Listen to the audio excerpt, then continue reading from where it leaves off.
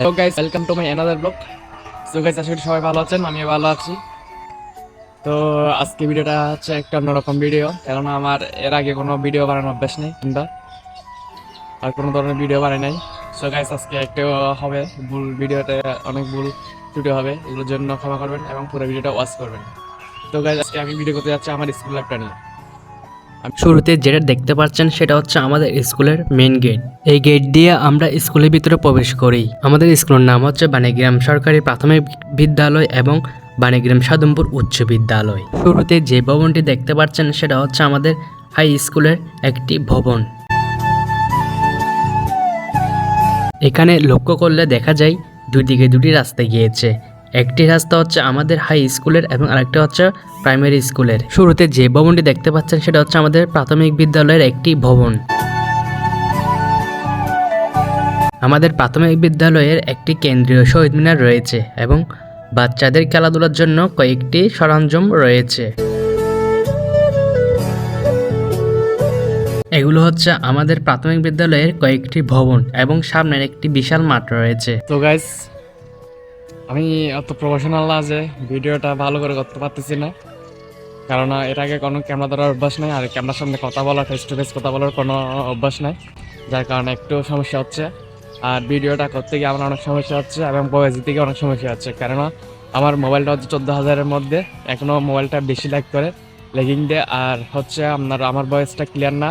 এই কারণ হচ্ছে আমার ভালো মাইক্রোফোন না, আমি মোবাইলের স্পিকার দিয়ে আমার ভয়েসটা দিচ্ছি। আমি দিচ্ছি আমার হাই স্কুলের ভিডিও করতে।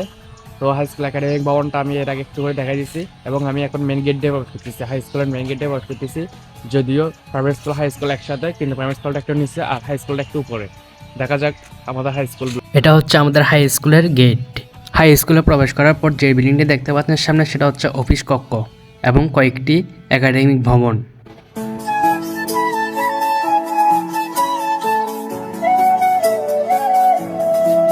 এগুলো আমাদের হাই স্কুলে প্রবেশ করার পর প্রথমে যে ভবনগুলো পড়ে জাস্ট সেগুলো। পেছনে আরও অনেক বড় বড় ভবন রয়েছে। আমাদের ক্যাম্পাসটা অনেক বড়। আমাদের স্কুলের দেওয়ালে কিছু চিত্র আঁকা রয়েছে, যেগুলো আমাদের জুলাই গণঅভ্যুত্থান মনে করিয়ে দেয়। জুলাই সেই গণঅভ্যুত্থানের চিত্রগুলো আপনারা দেখতে থাকুন।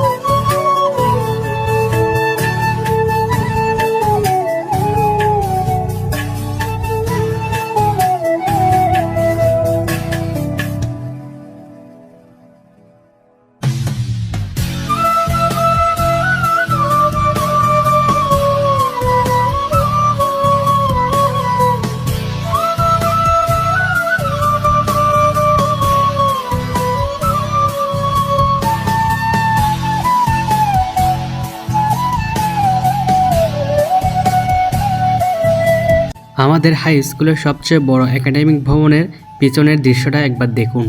বিশাল এই দৃশ্য, বিশাল ভবন, বিশাল জায়গা।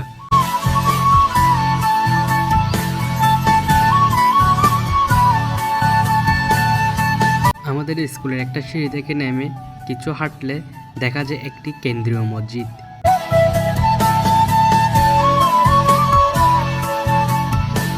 এই মসজিদে আমাদের স্কুলের মুসলিম ভাই বোনেরা এবং টিচাররা নামাজ পড়তে আসে। 1 মাস স্কুল বন্ধ থাকার কারণে এখানে পাতা জমে গেছে। আর এটা হচ্ছে আমাদের স্কুলের হোস্টেল। এখানে যারা দূর থেকে পড়তে আসে তারা এই হোস্টেলে থাকে। আমাদের স্কুলের পেছন থেকে একটা ভিডিও করলে ঠিক এমন দৃশ্য দেখাবে, যেটা খুবই মনোমুগ্ধকর। এই সিঁড়ি দিয়ে আমরা আমাদের হাই স্কুলের মাঠে প্রবেশ করি। আর এই ভবনটা হচ্ছে আমাদের হাই স্কুলের শেষ ভবন, যেটা সবার লাস্টে রয়েছে।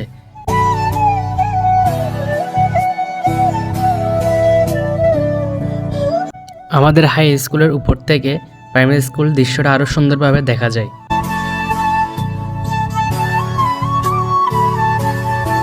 আমি স্কুল আর হাই স্কুল আমার 10 বছর এখানেই কাটছে। আমি আমার 10 বছরের স্টুডেন্টটা এখানে পার করছি। পরবর্তীতে আমি শহরে ইন্টার কমপ্লিট করে তারপর আমার যে চলে যাই অনার্স কমপ্লিট করতে। সো গাইস, আপনাদের কাছে আমার একটা মাত্র রিকোয়েস্ট থাকবে, আমাদের যদি আমার ভিডিও ভালো লেগে থাকে তাহলে আমার চ্যানেলটা অবশ্যই সাবস্ক্রাইব করে আমার পাশে থাকবেন। এতক্ষণ পর্যন্ত আমার ভিডিওটা দেখার জন্য আপনাদের অসংখ্য ধন্যবাদ এবং আমার চ্যানেলটি অবশ্যই সাবস্ক্রাইব করবেন।